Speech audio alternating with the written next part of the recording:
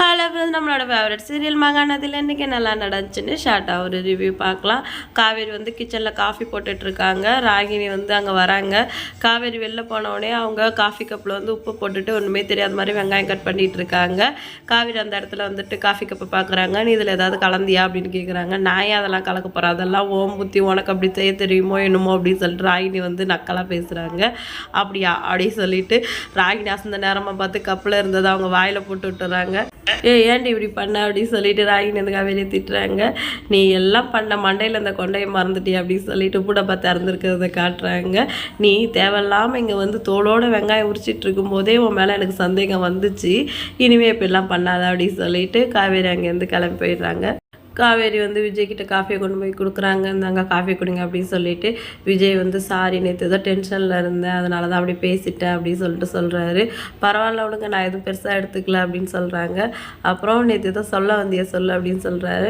நான் ஏன் உங்ககிட்ட அதெல்லாம் சொல்லணும், ஏன் பர்சனல் விஷயம் அது, நான் 8 மாதம் கான்ட்ராக்ட் முடிஞ்சோடனே இங்கேருந்து போயிட போகிறேன், நான் என் விஷயத்தெல்லாம் அவங்ககிட்ட சொல்லணும் அப்படின்னு சொன்னோடனே விஜயோட பேசி மாறிடுது. வலிக்குதா, இப்படி தானே எனக்கு இருந்திருக்கும் அப்படின்னு காவேரி சொல்கிறாங்க. இதை கேட்டுட்டு விஜய் வந்து சிரிக்கிறாரு.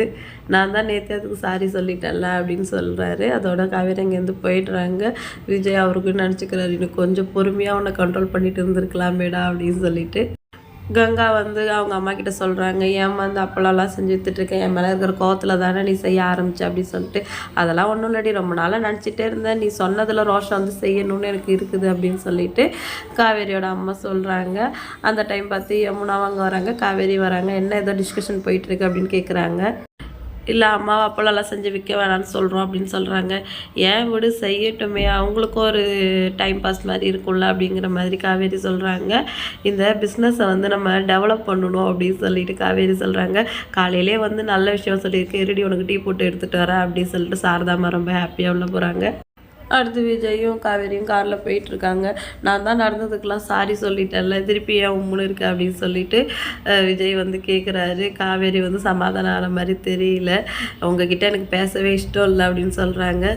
இஷ்டமே இல்லைன்னு சொல்கிறேன், ஆனால் பேசிக்கிட்டே தானே வரேன் அப்படின்னு சொல்லிட்டு விஜய் கேட்கவும் காவேரி வந்து கண்ட்ரோல் பண்ண முடியாமல் சிரிச்சிடுறாங்க.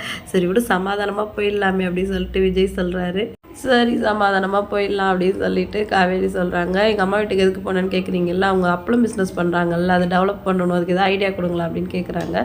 அதுக்கு ஃபஸ்ட்டு அதுக்கு நல்ல ஒரு பேர் வைக்கணும், அதுக்கு வந்து அப்ரூவல்லாம் வாங்கணும், அந்த சர்டிஃபிகேட் அந்த இந்த சர்டிஃபிகேட்லாம் பெரிய லிஸ்ட்டே சொல்கிறாரு.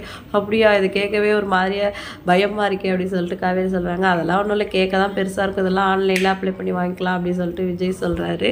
இதுக்கு தான் பசங்களை மாதிரி ஒரு ஆளினால் அழகுராஜா கிட்ட ஐடியா கேட்கணும் சொல்கிறது அப்படின்னு சொல்ல விஜய் அப்படிங்கிறாரு. அதோட திருப்பி வந்து காவேரி வீட்டுக்கு வராங்க. பிஸ்னஸ்க்கு வந்து என்ன பேர் வைக்கலாம் சொல்லிட்டு எல்லாருமே டிஸ்கஷன் பண்ணிகிட்டு இருக்காங்க. குமரன் வந்து நதின்னு பேர் வைக்கலாம் அப்படின்னு சொல்கிறாரு. காவேரி வந்து சூப்பராக இருக்கே அப்படின்னு சொல்கிறாங்க. இன்றைக்கி எபிசோடு தர முடிஞ்சிடுச்சு. வீடியோ லைக் பண்ணிக்கோங்க. இன்னொரு வீடியோவில் மீட் பண்ணலாம். டாடா பாய்.